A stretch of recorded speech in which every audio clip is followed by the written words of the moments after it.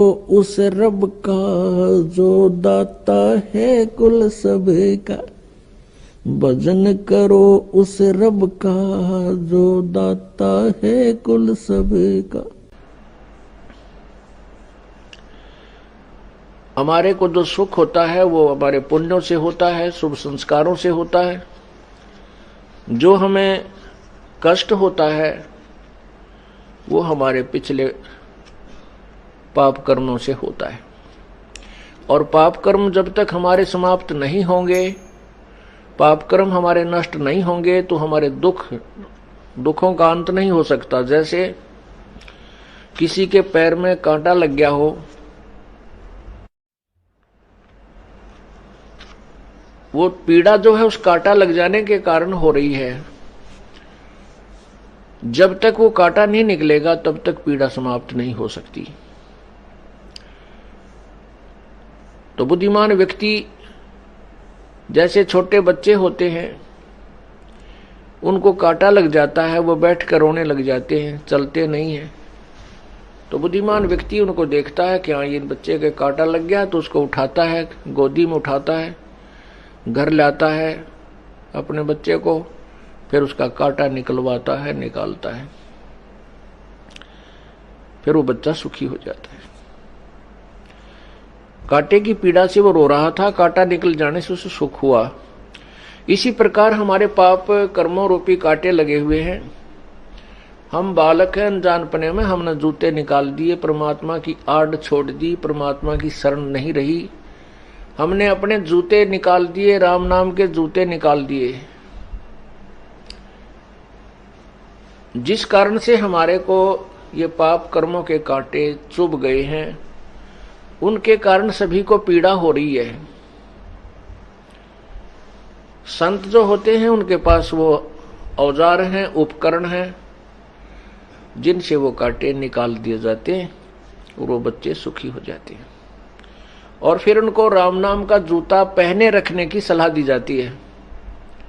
फिर वो बच्चे जिनके पैरों में पीड़ा थी, उनको पता लग गया था कि तुम्हें पीड़ा जो है कांटा लगने से हुई, और कांटा लगा नंगे पैरों से, या जो जूते चप्पल पहन रखी थी वो कांटों से प्रोटेक्शन नहीं कर सकते थे, बचाव नहीं कर सकते थे। जैसे कोई नाम जाप करते हैं, जैसे तीनों गुणों रजगुण ब्रह्मा सदगुण विष्णु तमगुण शिव जी की उपासना भी करते हैं, ब्रह्म की, माता की, दुर्गा की, मसाणी की, ब्रह्म की, परब्रह्म की, इनकी पूजाओं से ठीक है कुछ राहत तो मिलती है, लेकिन पाप रूपी वो कांटे नहीं निकलते। तो इसलिए पूर्ण परमात्मा की भक्ति, पूर्ण परमात्मा की साधना करने के लिए ही प्रत्येक तत्वदर्शी संत ने और प्रत्येक सदग्रंथ ने यही सलाह दी है कि भक्ति पूर्ण परमात्मा की ही करनी चाहिए। उसी की कृपा से परम शांति और शाश्वत स्थान अर्थात सत्यलोक, सदा रहने वाला वो स्थान जो कभी विनाश में नहीं आता, वो प्राप्त होता है, जिससे वो साधक सदा के लिए सुखी हो जाता है।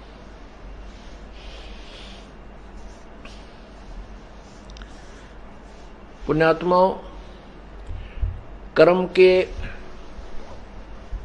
जो पाप कर्मों के कारण जो कष्ट दुख होते हैं, उनको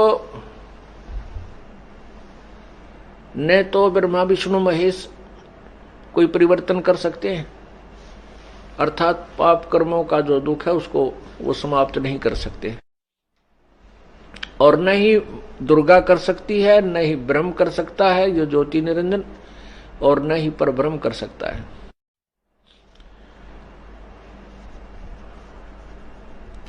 उसको केवल पूर्ण ब्रह्म, परम अक्षर ब्रह्म, वो परमात्मा ही कर सकता है। उस पूर्ण परमात्मा की हमने जो पावर का लाभ लेने के लिए, शक्ति का लाभ लेने के लिए तत्वदर्शी संत की खोज करनी होगी, जैसा कि गीता जी अध्याय नंबर 4 के श्लोक 34 में कहा है। क्योंकि गीता ज्ञान दाता अपने सतर की जो जितना उसको ज्ञान है वो बता ही रहा है पूरी गीता जी में।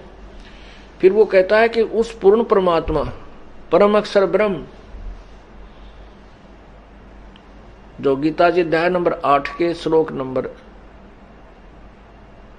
3 में कहा है कि वो परम अक्षर ब्रह्म है।